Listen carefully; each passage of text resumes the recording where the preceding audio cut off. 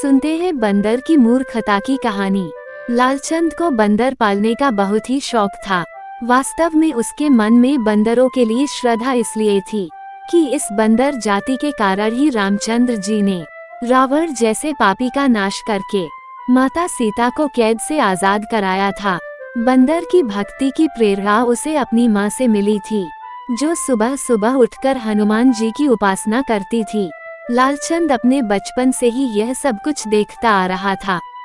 जब वह बड़ा हुआ तो एक दिन उसने अपनी माँ से कहा, माता जी, आप हर रोज हनुमान जी की पूजा करती हो, उनकी तस्वीर के स्थान पर हम एक बानर जाति का बंदर ला देते हैं। मेरा भी बचपन से यही मन रहा है कि एक बंदर को घर में पाल लें। देखो माँ, लोग घरों में कुत्ता बिल्ली पालते हैं, क्या हम एक हनुमान बंदर को नहीं पाल सकते हैं? आपकी पूजा भी हो जाया करेगी और मेरा मन भी बहल जाया करेगा। बेटे की इस श्रद्धा भरी भावना को देखकर माँ को बहुत खुशी हुई और माँ ने लालचंद को आज्ञा दे दी कि वहाँ एक बंदर के बच्चे को लाकर घर में पाले। माँ की बात सुनकर लालचंद को बहुत खुशी हुई। लालचंद उसी दिन अपनी दुकान पर जाते ही आसपास के सभी लोगों और अपने मिलने वालों से कह दिया कि हमें एक बंदर की जरूरत है। अगर कोई बंदर बेचने वाला आए तो उसे मेरे पास भेज देना। लालचंद की ये इच्छा 2-4 दिन में पूरी हो गई। एक बंदर वाले मदारी ने लालचंद को एक बंदर का बच्चा बेच दिया। उस बंदर के बच्चे को मदारी ने पहले से ही घर वालों की हर बात को मानना और भी बहुत सारे काम सिखा के रखा था। बंदर के बच्चे के घर आते ही माँ बहुत खुश हो गई। माँ बोली, हनुमान जी के अंश होते हैं जे बंदर। बस यही सोचकर वहाँ बंदर की पूजा करती थी। रोज उसके लिए केले का प्रसाद चढ़ाती। इस बंदर का नाम रखा गया मंगल।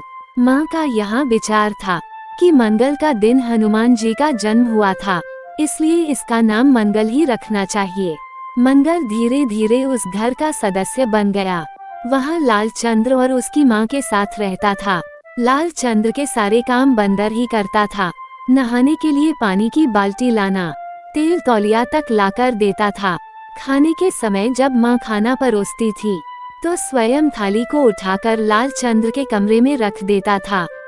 पानी का गिलास लाता, फिर उसके कपड़े अंदर से लाकर देता और जूतों में पालिश भी कर देता। मंगल नाम का यहाँ बंदर अब सारे मोहल्ले में प्रसिद्ध हो गया था। बंदर बच्चों के साथ खेलता था, आसपास के सारे बच्चों के मन का राजा बन गया था। धीरे धीरे मंगल कुछ ही दिनों में पूरे शहर में एक चर्चा का विषय बन गया। हर मंगलवार को लालचंद के घर पर एक मेला लग जाता था। लोग बंदर के लिए केला और हर प्रकार की मिठाई लाते थे। समय की धारा कभी एक सी नहीं रहती है। कहाँ मंगल बंदर एक केला खाने के लिए तरस जाता था, आज केले का ढेर लग जाता है। मंगल सोचता था, भूख लगने पर खाना नहीं मिलता, खाना मिलता तो भूख नहीं लगती थी। अब बदलता समय मंगल को बहुत विचित्र लग रहा था। वहाँ अपने मुंह से बोल तो नहीं सकता था, पर समझता सब कुछ था। एक दिन उसका मालिक लालचंद सो गया।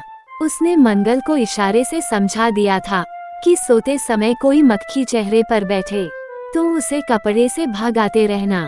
मंगल लालचंद्र की बात समझ गया। अब जैसे ही कोई मक्खी लालचंद के चेहरे पर बैठती तो वहाँ कपड़े से उसे भगा देता। लालचंद खूब मजे से गहरी नींद में सो रहा था। अब वहाँ लालचंद को चेहरे पर बैठने वाली हर मक्खी को भगा देता था। काफी देर तक मक्खी भगाने का ये सिलसिला चलता रहा, पर मक्खियों पर कोई असर नहीं पड़ा। मक्खियाँ तो मक्खियाँ होती हैं, उन पर किसी चीज का असर ही नहीं होता। मंगल बेचारा मक्खियाँ उड़ाते उड़ाते थक गया, लेकिन मक्खियाँ फिर से वापस आ जाती थी। अब मंगल को बहुत गुस्सा आया। अंत में उसने एक बड़ा सा पत्थर उठाया जो मक्खी लालचंद के चेहरे पर बैठी थी। वहाँ पत्थर उसी जगह पर मारा। मक्खी छोटी होने के कारण वहाँ बचोड़ गई और पत्थर सीधे लालचंद के चेहरे पर जा लगा। पत्थर के लगते ही लालचंद का चेहरा बुरी तरह से जख्मी और खून से लथपथ हो गया। बंदर तो अपना फर्ज निभा रहा था। उसे क्या पता था कि इस पत्थर के कारण उसके मालिक लालचंद का चेहरा जख्मी हो जाएगा और अपनी मूर्खता का शिकार हो जाएगा। तभी कहते हैं मूर्ख मित्र से बुद्धिमान शत्रु अच्छा होता है। कहानी का समय समाप्त हुआ। अगर आपको कहानी अच्छी लगी हो तो हमारे चैनल को लाइक, फॉलो और शेयर अवश्य करें। धन्यवाद।